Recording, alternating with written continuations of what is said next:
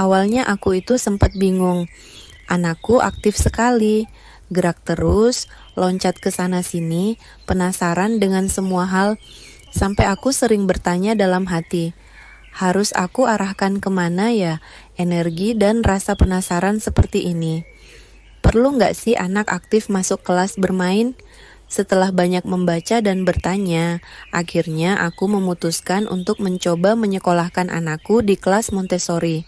Dan ternyata kelas Montessori yang aku pilih ini punya konsep yang menarik banget.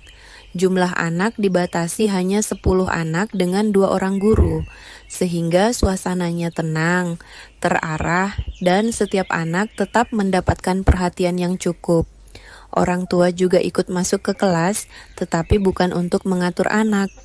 Peran kita hanya mendampingi, mengarah, dan memberikan rasa aman. Semua instruksi, ritme kegiatan, dan struktur pembelajaran tetap diatur oleh guru. Jujur, di momen ini aku merasa aku ikut sekolah juga.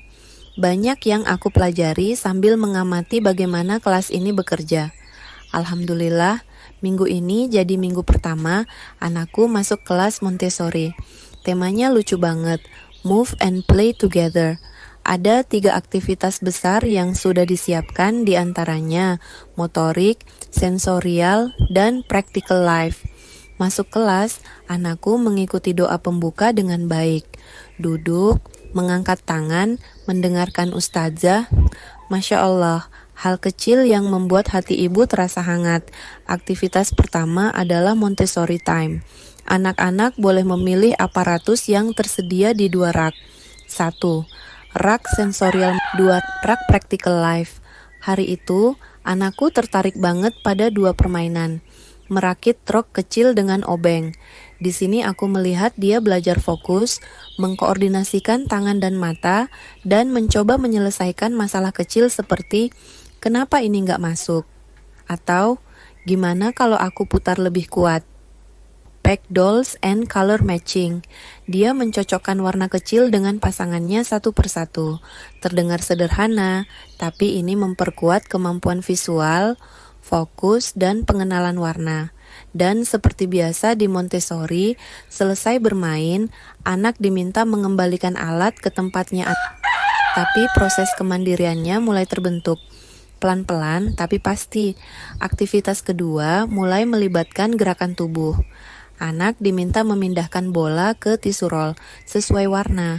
Merah, kuning, hijau, biru. Anakku berlari kecil, mengambil bola, lalu mencari warna yang tepat. Kadang benar, kadang bingung, tapi proses mencoba itu yang paling berharga. Aktivitas ketiga adalah favoritku. Anak-anak diminta memindahkan pom-pom yang mengapung di air menggunakan centong sayur, lalu memindahkannya. Mereka terus mengambil pom-pom sampai semua habis. Suasananya seru, agak ribut, tapi sangat positif. Dari minggu pertama ini, aku belajar satu hal. Montessori itu bukan soal alat mahal atau sekolah hits, tapi tentang bagaimana anak belajar lewat aktivitas nyata yang sesuai usia dan kemampuan mereka. Usia 2-3 tahun adalah masa emas.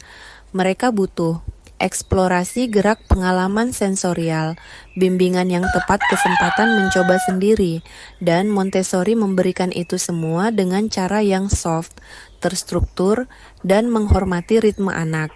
Kalau ditanya, apakah anak usia 2-3 tahun perlu sekolah Montessori? Jawabannya bukan sekadar perlu atau tidak perlu. Yang lebih penting adalah, apakah anak siap mengeksplor dan belajar hal-hal baru? Apakah orang tua siap mendampingi tanpa menuntut berlebihan? Apakah lingkungan sekolah membantu anak tumbuh mandiri dan percaya diri? Bagi kami, keputusan ini sangat tepat. Anakku terlihat menikmati prosesnya, baik saat mengencangkan obeng, mencocokkan warna, memindahkan bola, atau bermain air. Tidak harus sempurna, tidak harus cepat bisa, yang penting adalah progresnya, bukan hasilnya. Masya Allah, tabarakallah, minggu pertama ini benar-benar jadi pengalaman indah buatku dan anakku. Jangan lupa like, komen, dan subscribe ya, Bunda.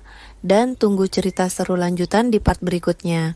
Cerita sensoriku, tumbuh bersama anak.